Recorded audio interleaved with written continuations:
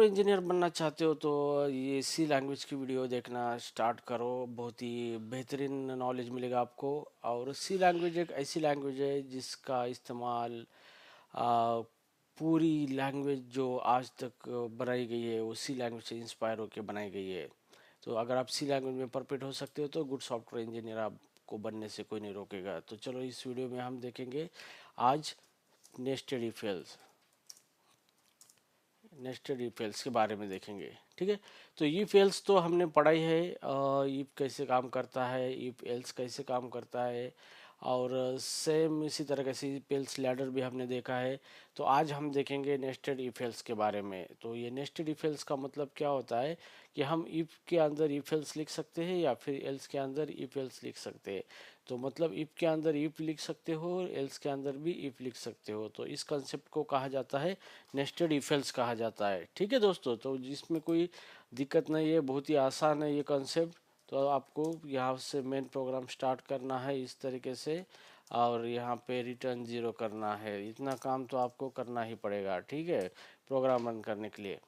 इधर उधर मत देखो, यहाँ पर देखो। यहाँ पे हम बहुत बेहतरीन तरीके से सीख रहे हैं सी लैंग्वेज के बारे में। ठीक है, अब हम नेस्टेड इफ एल्स सीखेंगे। मतलब इफ के अंदर इफ इस्तेमाल करेंगे। जो इफ हमने देखा था वो same as it is if वैसा ही रहेगा, एल्स वैसा ही काम करेगा, लेकिन एक के अंदर एक हम ले लेंगे और उसको एग्जीक्यूट करेंगे। ठीक है, तो यहाँ पे मान लो जैसे मैंने यहाँ पे इफ लिया है यहाँ पे, और मैं इफ इफ एल्स यहाँ पे लिखता हूँ इस तरीके से।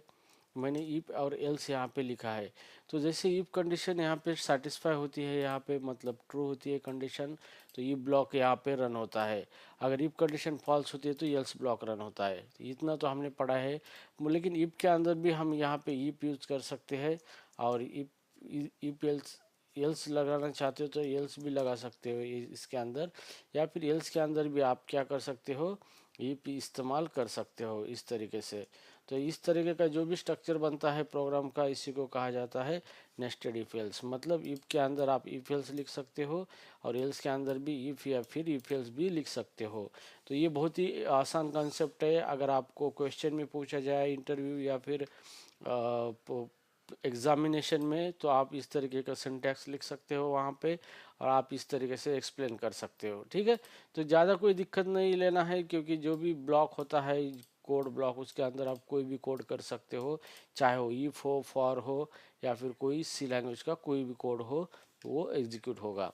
तो जो ये ब्लॉक है, ये ब्लॉक के अंदर हमें कोड लिखने के लिए ब्लॉक दिया गया है, और इस ब्लॉक के अंदर हम कोई भी कोड लिख सकते हैं और वो कोड रन होगा।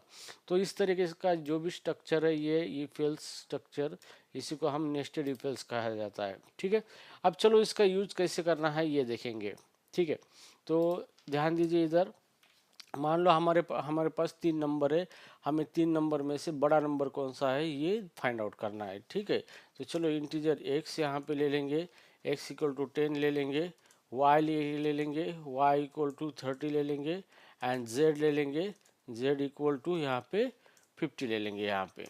ठीक है, तो ये हमने क्या किया है, 3 वेरिएबल यहाँ पे बनाए हैं। एक्स के अंदर 10, वाई के अंदर 30 और जेड के अंदर 50 हमने यहाँ पे रखा है इस तरीके से। ठीक है, अब इसको हम एक कंपाइल करके देखेंगे यहाँ पे कोई एरर आता है या नहीं आता है। तो यहाँ पे एरर आ रहा है क्योंकि हम यहाँ पे ये जो इफ एल्स है इसके अंदर कंडीशन नहीं रखा है हमने यहाँ पे। ठीक है, तो सबसे पहली बात है कि आपको एरर फ्री प्रोग्राम बनाना है शुरू में। तो प्रैक्टिस के दौरान आप क्या करो, जो भी सेंटेंस लिखते हो इफ कोडिंग के, तो उस सेंटेंस को आप एग्जीक्यूट कंपाइल करके देखो, ताकि आपको एरर जहाँ के वहाँ में एरर पकड़ में आ जाएगा। ठीक है, तो यहाँ पे देखो एरर 0 है, वार्निंग 0 है, मतलब यहाँ पे कोई एरर नहीं है इस प्रोग्राम के अंदर। ठीक है, अभी हम नेस्टेड इफ एल्स का इस्तेमाल करके फाइंड आउट करेंगे ये 3 नंबर में से बड़ा नंबर कौन सा है। ठीक है, तो यहाँ पे इफ, यहाँ पे इस्तेमाल करेंगे इफ अगर एक्स ग्रेटर देन है,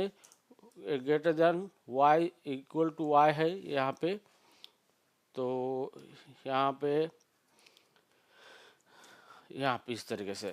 ठीक है, अगर आपका x जो है y से ग्रेटर है या फिर इक्वल है, तो यहाँ पे प्रिंट करना है आपको। नहीं, आपको सबसे पहले चेक करना है ये x जो है ये y से अगर बड़ा है तो वो z से भी बड़ा है या नहीं, ये चेक करना है यहाँ पे। ठीक है, तो इफ के अंदर फिर इफ लिखेंगे हम, ये x is greater than equal to Z है या नहीं है चेक करेंगे यहाँ पे। और इसके अंदर हम लिखेंगे अगर ये एक्स वाई से भी बड़ा है और एक जेड से भी बड़ा है तो यहाँ पे बड़ा एक कौन हो गया, एक्स हो गया। तो यहाँ पे प्रिंट एफ मतलब हम स्क्रीन के ऊपर प्रिंट करेंगे स्लैश एन देके न्यू लाइन के ऊपर x is a greater, x is a greater, greater. ठीक है, एक्स इज अ ग्रेटर बोलने से पहले इससे अच्छा है कि परसेंट डी हम इसकी वैल्यू यहाँ पे प्रिंट करेंगे, यहाँ पे परसेंट डी इज ग्रेटर और परसेंट डी की जगह पे हम प्रिंट करेंगे यहाँ पे एक्स की वैल्यू यहाँ पे इस तरीके से। ठीक है, यहाँ पे तो यहाँ पे देखो हमने क्या किया है, इफ के अंदर इफ इस्तेमाल किया है। यहाँ पे अगर इफ एक्स वाई से बड़ा है यहाँ से तो एक्स जेड से भी बड़ा है हमने चेक किया है, और एक्स दोनों से बड़ा है तो हमने प्रिंट एक्स की वैल्यू ग्रेटर बोल के प्रिंट की है। अगर नहीं है इसका मतलब एक्स वाई से बड़ा है लेकिन जेड से बड़ा नहीं है तो इसका मतलब एल्स के अंदर हम लिखेंगे जेड इज ए ग्रेटर। तो ग्रेटर कौन सा होगा हमारा, जेड होगा यहाँ पे। तो यहाँ पे जेड की वैल्यू हम इस तरीके से दे देंगे। ठीक है, तो ये कंप्लीट हो गया हमारा एक्स और जेड के लिए कंपैरिजन हमने एक्स के लिए कर दिया है।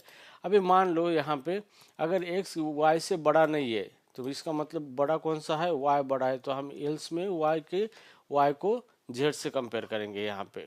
ठीक ठीक है, अब यहाँ पे देखो ये जो एक्स है वाई से बड़ा नहीं है मतलब बड़ा वाई है तो एल्स में आ जाएगा। फिर एल्स के अंदर फिर हम चेक करेंगे यहाँ पे इस तरीके से if Y is greater than equal to Z अगर है यहाँ पे तो बड़ा कौन सा है, यहाँ पे वाई बड़ा है। ठीक है, तो यहाँ पे हम इसको प्रिंट करेंगे इस तरीके से, यहाँ पे वाई दे देंगे। ओके, तो यहाँ पे बड़ा कौन सा है, वाई बड़ा है यहाँ पे। ठीक है, तो वाई इज ग्रेटर यहाँ पे। ठीक है, अगर वाई एक्स से बड़ा है लेकिन जेड से छोटा है तो यहाँ पे बड़ा कौन सा है, यहाँ पे जेड है। तो एल्स के अंदर हम यहाँ पे लिखेंगे जेड इज ग्रेटर। ठीक है, तो गाइज ये बहुत ही कूल लॉजिक है। यहाँ पे आप इस तरीके का लॉजिक आप इस्तेमाल कर सकते हो आपके सी प्रोग्रामिंग करते वक्त यूजिंग नेस्टेड इफ एल्स। ठीक है, तो यहाँ पे सिंपल प्रोग्राम मैंने बनाया है जो कि नेस्टेड इफ एल्स का इस्तेमाल करता है और इसका लॉजिक हम इस तरीके से यूज़ कर सकते हैं। यहाँ पे प्रोग्राम दिखने में कॉम्प्लेक्स है, थोड़ा सा नेस्टेड है इसलिए कॉम्प्लेक्स लगता है, लेकिन अगर आप फ्लो वाइज इसको देखेंगे तो आपको बहुत ही आसान हो जाएगा इस प्रोग्राम को समझने में। ठीक है, अब हमने यहाँ पे प्रिंट एफ इस्तेमाल किया है तो यहाँ पे ऑलवेज आपको क्या करना है, एक हेडर फाइल इंक्लूड करना है stdio.h नाम से।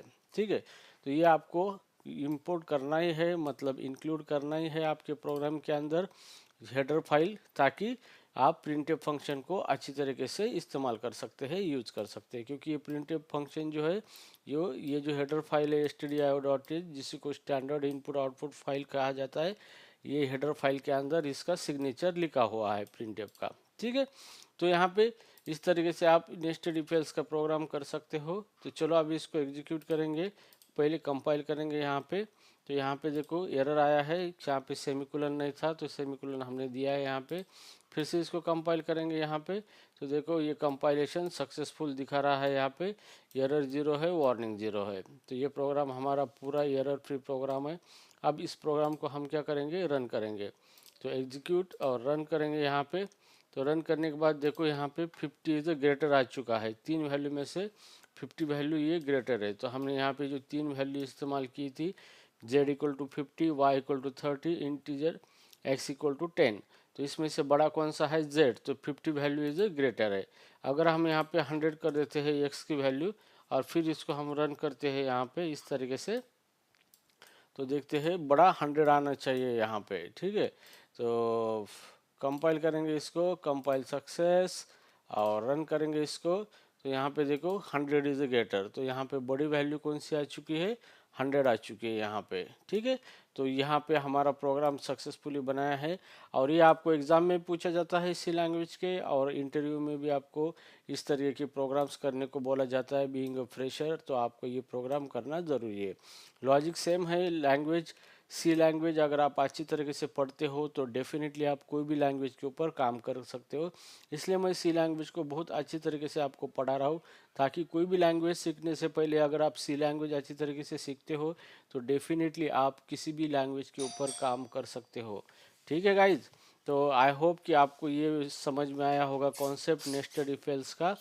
तो पढ़ाई करो, पढ़ाई जारी रखो, मिलते हैं नेक्स्ट वीडियो में, तब तक के लिए गुड बाय।